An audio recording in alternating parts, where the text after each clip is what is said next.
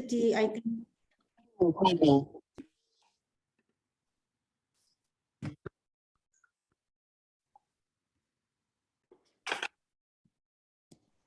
Yeah, it was the last session, I think, when we got confirmation, we started publicity.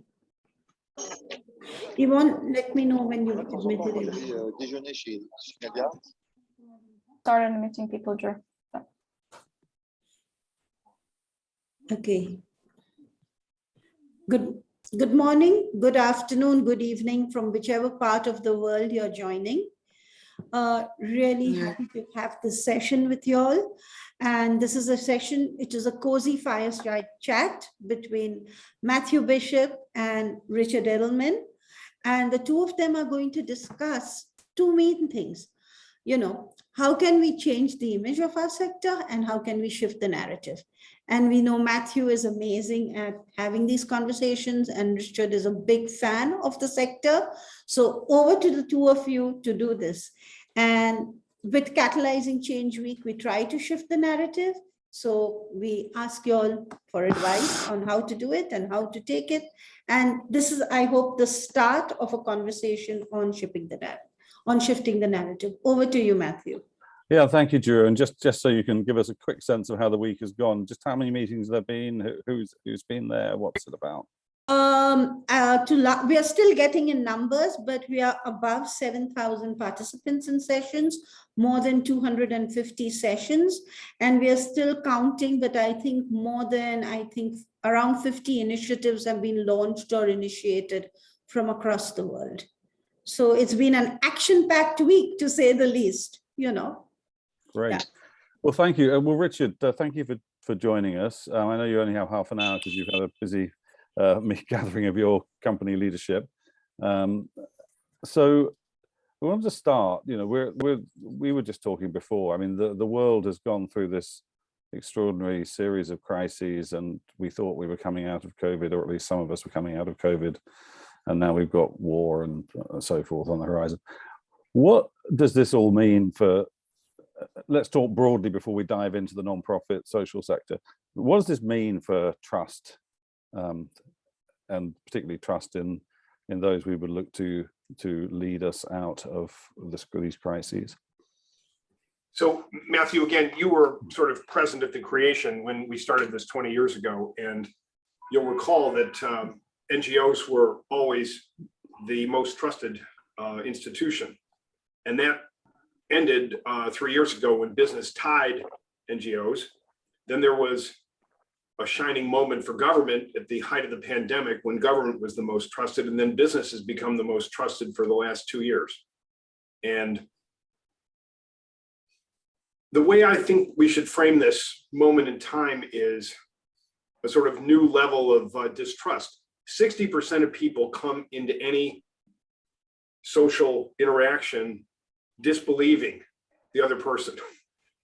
And that's a function of disinformation and political strife and just general kind of dissatisfaction. Just give us that percentage again, Richard. 60% come into any interaction distrusting the information from the other person. And so you have to prove it before you can even get to even. So what this has resulted in is a fundamental kind of reordering of expectations for the institutions, because business is now carrying a very heavy load.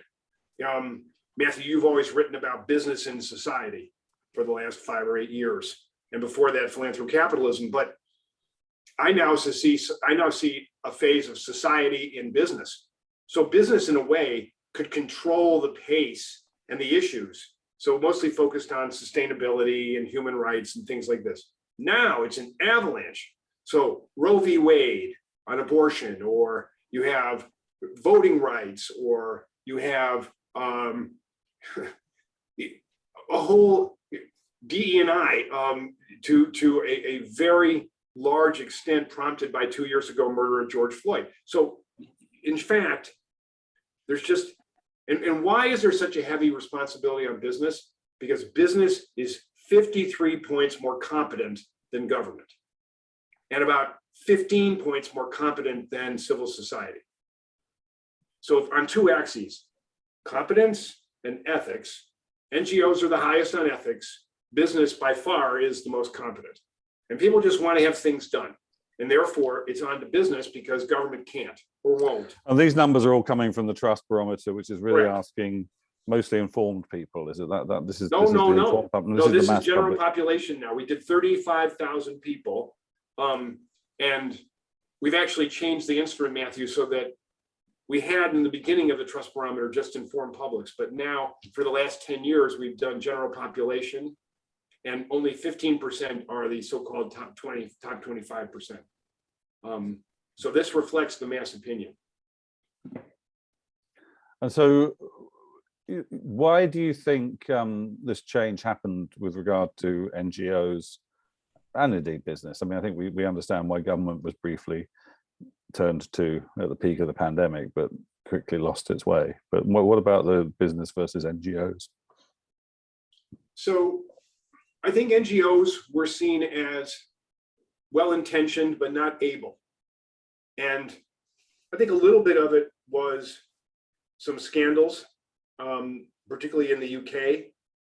But there's also been a lot of disinformation about NGOs and their purpose, and are they some kind of nefarious, set of non-responsible actors. And,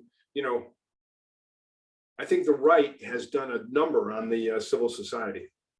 And I must say, I don't think that even on the walk up to Glasgow, the UN was very present on its study and explaining and what the story was. I think the NGOs are doing a poor job of positioning themselves. They were geniuses in the beginning, Greenpeace taking over Brent Spar and things like this. I'm not saying just events, cuckoo stunts, but David Miliband is famous, but a lot of the others, you can't even name the heads of the organizations. It's sort of a withdrawal into sort of tactical and functional, instead of presenting yourselves as world leaders and taking the risk of positioning. So what would you advise, in terms of if you're someone leading an NGO at the moment, what must? I think you have to absolutely talk a bit more about the success of what you're doing. I mean, during the pandemic, again, I know the US best, but the ability to deliver food and consumer products to people who were unemployed was done by civil society. The last mile on vaccination done by civil society. And again, it's almost as if civil societies become private label. That's a mistake. We did this. Go back to the way of Project Red and the Global Fund. Those guys were all out there. Here's what we're doing. Look at us. We have Bono. And there's a good lesson in that.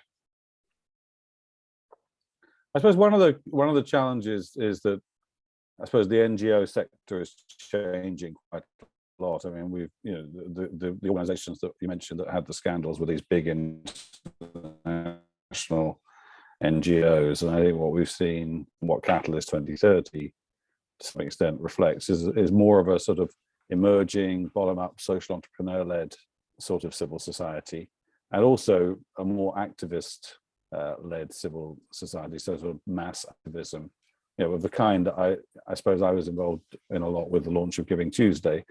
But is there something different about what movement building, what more grassroots organizations need to do? Because I guess partly it would be, for some of them, it would be against the grain completely to try and promote their leadership and brand them and so forth. Well, Matthew, I think it's almost the distinction between big business and small business. And small business has the advantage of speed, versatility, can pivot on a dime, but lacks resource. And so, but what you did on Giving Tuesday with Henry Timms was genius because you gave people the tools. You didn't run the program, you enabled them. And then you had a force multiplier that was stunning. And so that's where small can play big. If you give us the food, then we can eat and teach us how to fish. But meanwhile, it's not a substitute for the bigger brands in civil society for taking up the issues in a more open, so look, I think NGOs now of size are super brands. And you can't simply stand outside the tent and say, we're the right people. What's your funding? Who's the leadership? Show me the results of what you're doing. You have to be as accountable as corporations. And I think that's a real secret. I mean, I would be doing an annual report that says goal, met the goal, like this, like a business. And at the moment, as you look around the civil society, social sector, NGO world, you mentioned David Miliband, who was really, I guess, became famous as a politician more than as an NGO leader, although obviously he's been sort of very prominent in international rescue. But do you see there's a shortage of those public faces at the moment that you could list that the general public would look to as their models for leadership in civil society? Where's the civil society leadership about reskilling? For example, the automation train is coming down the track, and civil society should be all about upskilling and requiring business to do this.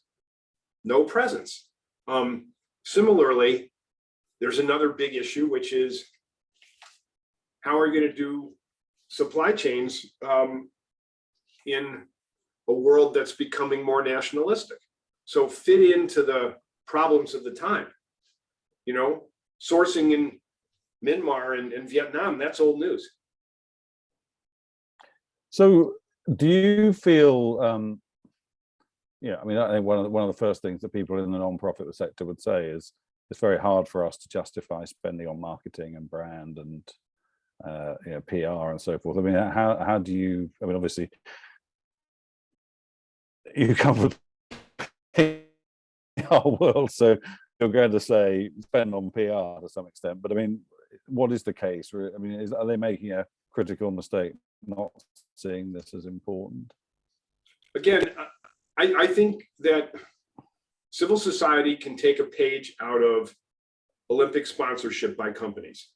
If you pay $1 for the 5-ring sponsorship, you spend $3 on promoting it.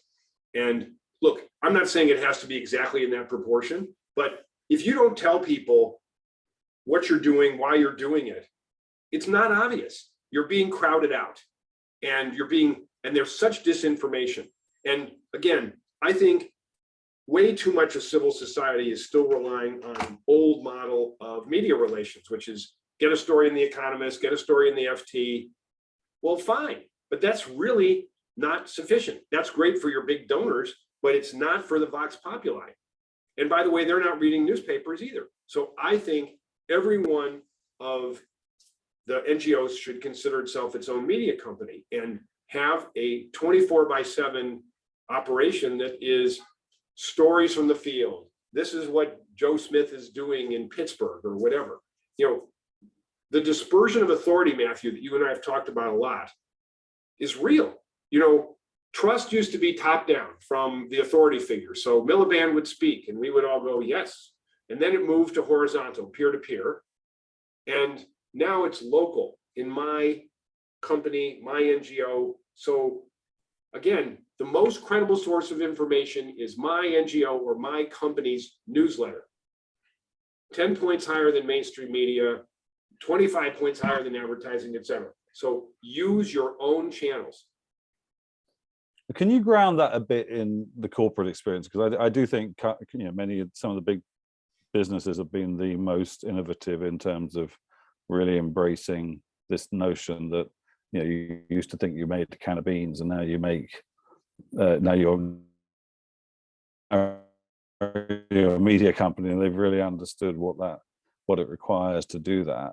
Can you just talk about, is there an example that Sure. in dealing with disinformation and maybe a hostile?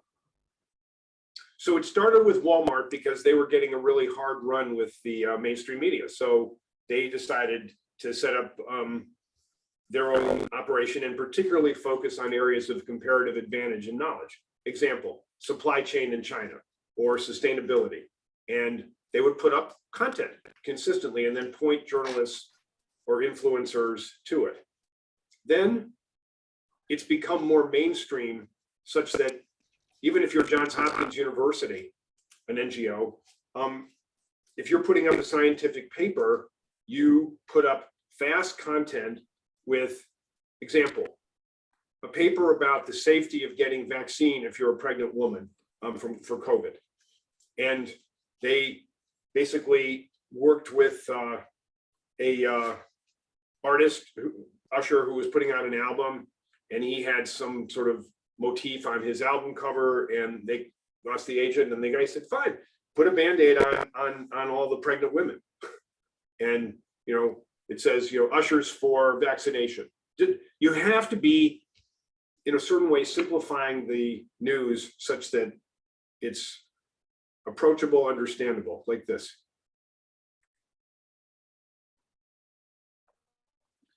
Now, next week, people will start to gather in Davos, and this will be the first summer Davos that they've done because of COVID. It's been postponed. But I guess the World Economic Forum has always been one of the leading organizations in the sense that it has brought in non-profit leadership alongside business and political leadership in this multi-stakeholder approach. I mean, my sense is the non-profit sector often feels it's slightly there to make up numbers and doesn't feel it has as much influence as it would like. I mean, certainly at Catalyst 2030, I think that one of the intentions of launching in Davos in 2019 was to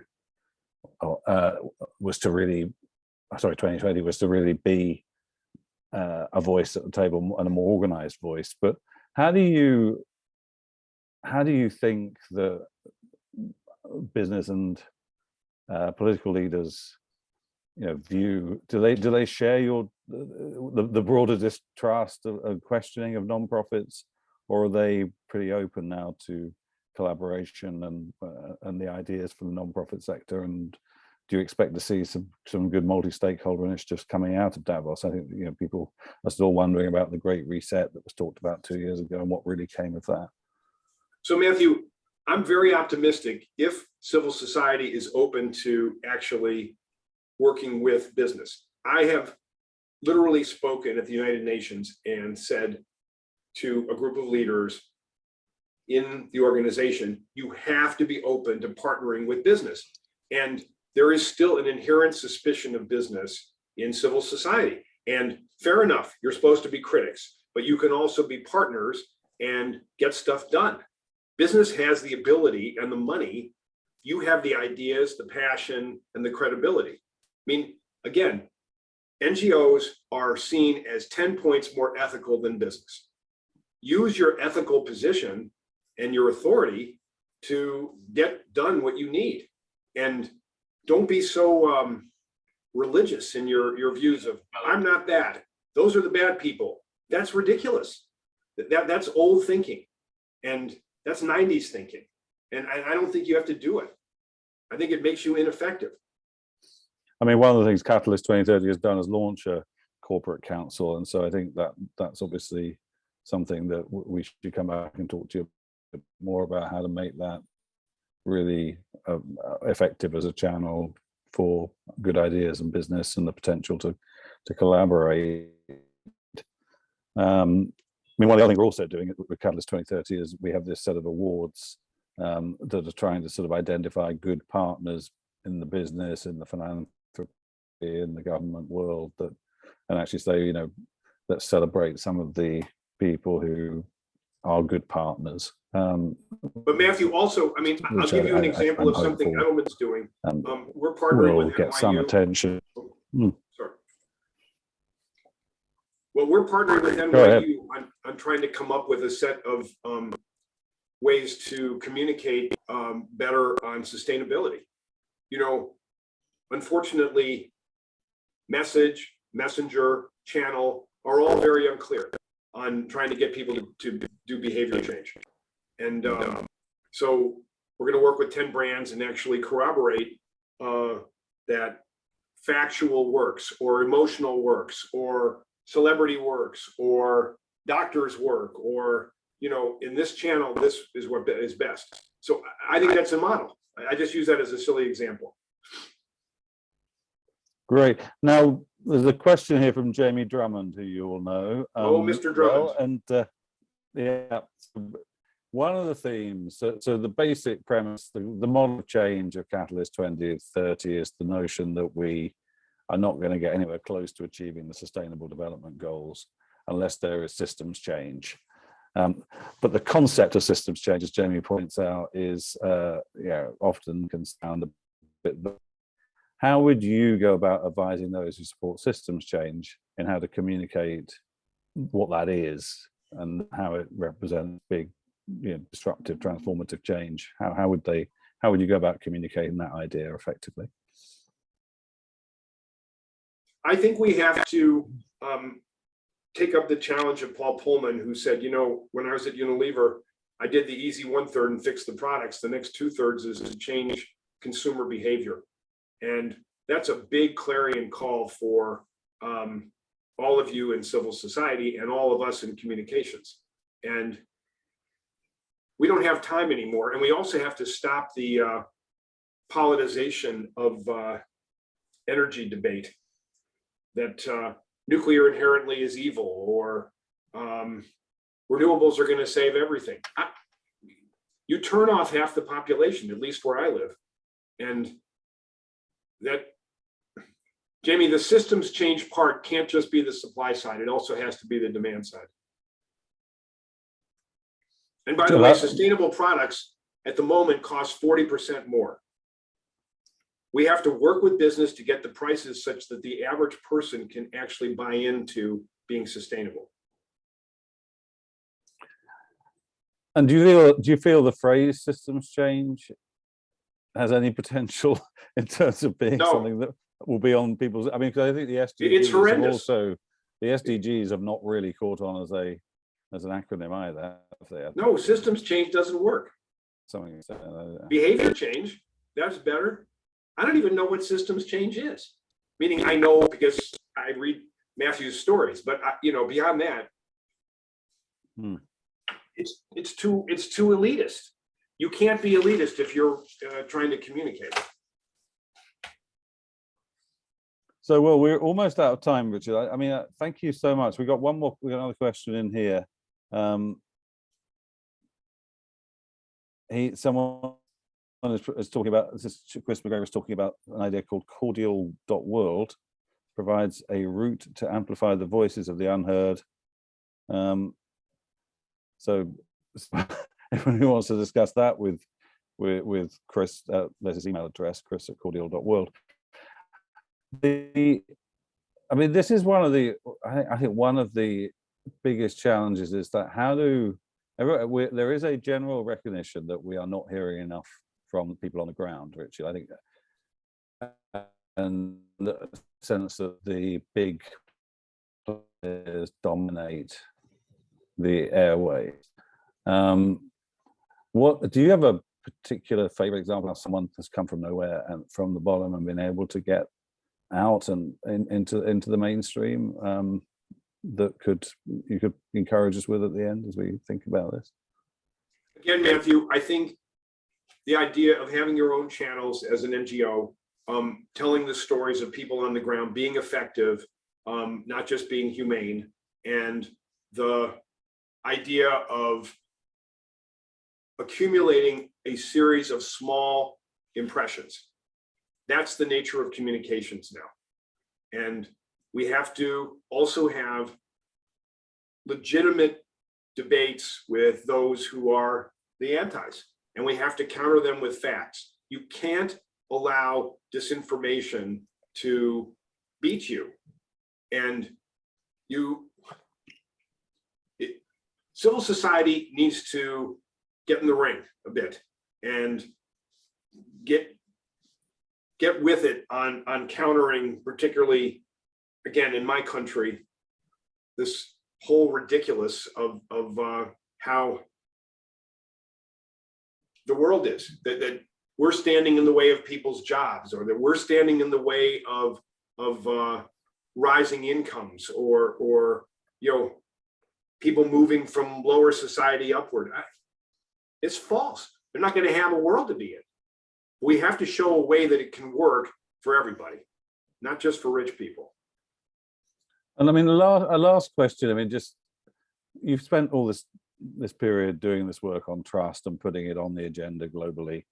How has it changed you and your thinking about what it is to be a leader, effective leader in the world today?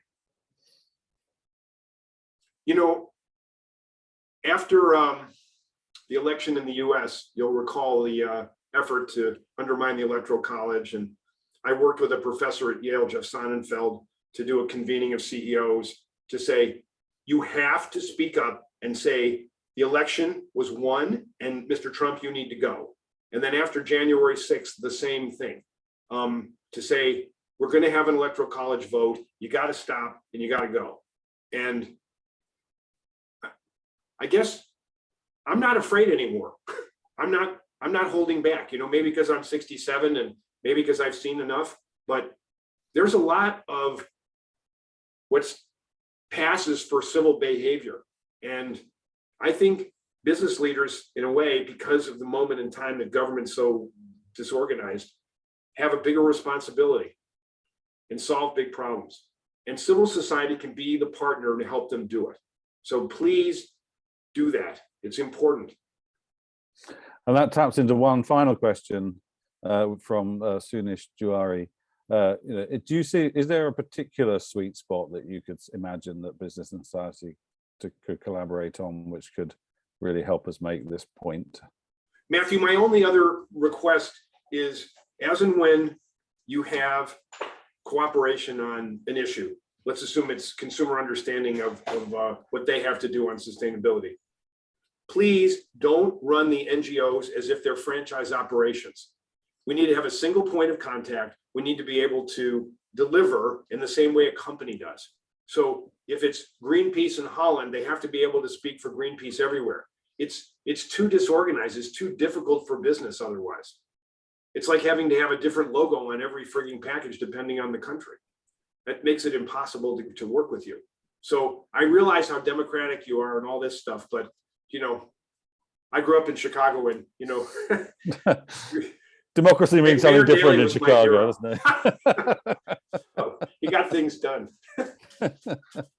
Okay, well, on that inspiring note. Sorry, Matthew. Well, actually, I mean, Giroux is sort of a Mayor Daley character in her own way. I'm sure she will appreciate that comparison.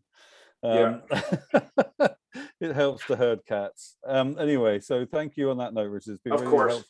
Really inspiring conversation. And I'll see you next week in London, Matthew. We'll look forward to seeing you. Yeah, great. Take care. Bye. Thanks everyone for tuning in. Bye.